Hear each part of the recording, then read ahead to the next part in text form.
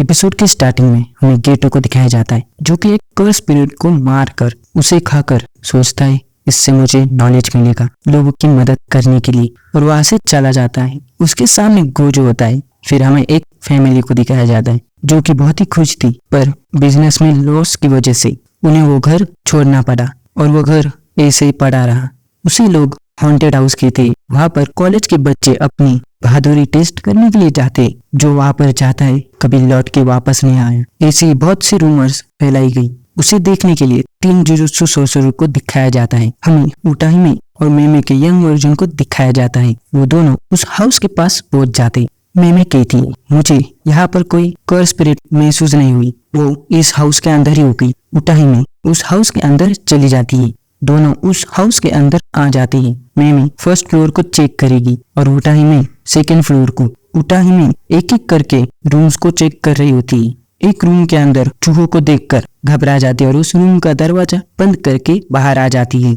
मेमे उसे डराती है, तुम ऐसे ही चिल्लाती रहे तो एक दिन तुम्हें स्क्रीन क्वीन का टाइटल भी मिल जाएगा। उटाहिमे उससे कहती, अगर तुम मुझे डराना छोड़ दोगी तो मैं चिल्लाना भी छोड़ दूंगी। उटाहिमे मेमे से पूछती, क्या तुमने फर्स्ट फ्लोर चेक कर लिया? मेमे उससे कहती, यही तो है फर्स्ट फ्लोर, हम एक लूप के अंदर फंसे हुए हैं। यहाँ पर जो भी आता है इस लूप के अंदर फंस जाता है। जब मैं यहाँ आई थी मैंने निशान बनाया था। मैं चलते चलते घूम के इसी निशान के पास आ जाती हूँ। ऐसे ही चलते चलते उन दोनों ने 30 मिनट में 4.5 किलोमीटर का डिस्टेंस कवर कर लिया होता है। मेमे कहती है, किसी का बैरियर मैजिक है, विक्टिम को फंसा कर मार देता है।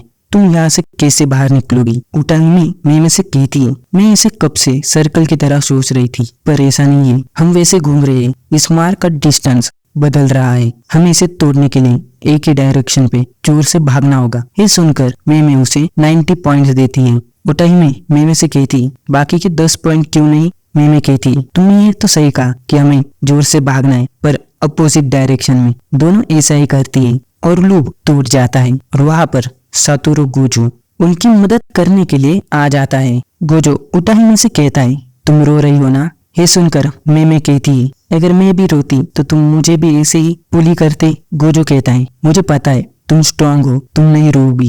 ये सुनकर उटाहिमे बहुत ही ज्यादा गुस्सा हो जाती है और वो गोजो से कहती है कि मैं तुम्हें नहीं छोड़ूंगी। और तभी उसके पीछे से कर्स स्पिरिट बाहर आ जाती है। तभी गेटो अपनी कर्स स्पिरिट की मदद से उसे खा लेता है। गेटो गोजो से कहता है कि कमजोरों को पुली मत किया करो। गोजो कहता है, कमजोरों को पुली नहीं करेंगे तो स्ट्रांग को पुली करेंगे। ये सुनकर उटाहिमे बहुत ही गुस्सा हो रही होती है। वहां पर सोकुकी आ जाती है। उसे देखकर उटाहिमे उसे गले लगा लेती है और उससे कहती, तुम ही एक हो जो मुझे पुली नहीं करती। फिर वो एक रिचुअल के बारे में पूछते हैं। तभी मेमे को टोमारी के बारे में याद आता है, वही कार से उन्हें छोड़ने के लिए आई थी। फिर सीन चेंज होता है। यासमिनी यागा उनसे कहते हैं, तुम में से किसको लगा कि तुम बिना किसी सुपरवाइजर की परमिशन से किसी के भी मिशन में जाओगे?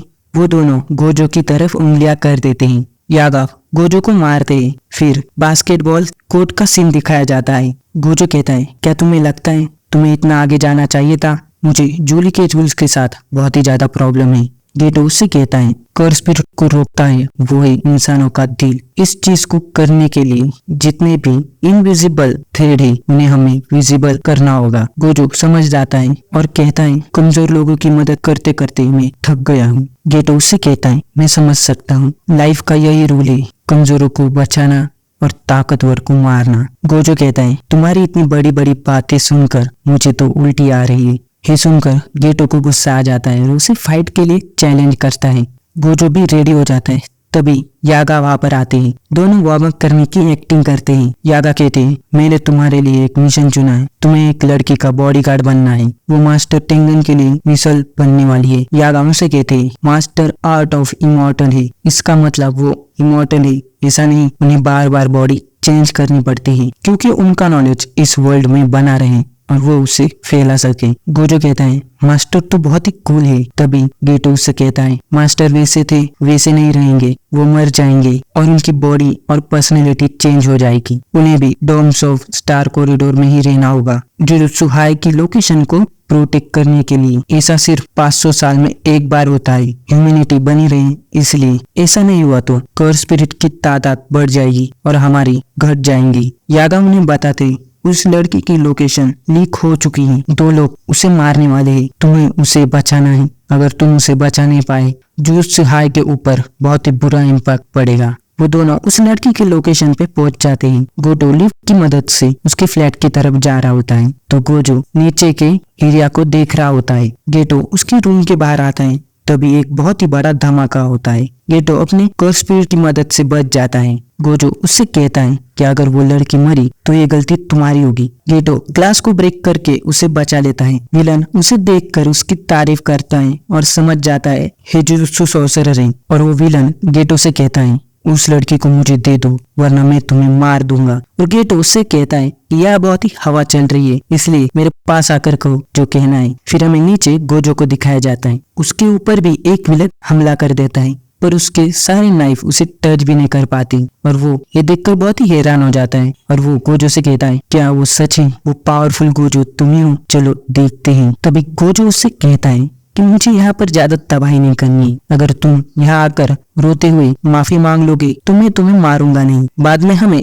एक बिल्डिंग दिखाई जाती है जहाँ पर 2 लोग बात कर रहे होते हैं। उनमें से एक आदमी कहता है वो दोनों जुजुत्सु सॉर्सरर को नहीं हरा पाएंगे। जेनी मैं आपके साथ एक फोटो ले सकता हूँ? वो दूसरा आदमी कहता है ठीक है, पर मेरा नाम फिशुहिरो है। और यही पे एपिसोड खत्म हो जाता है।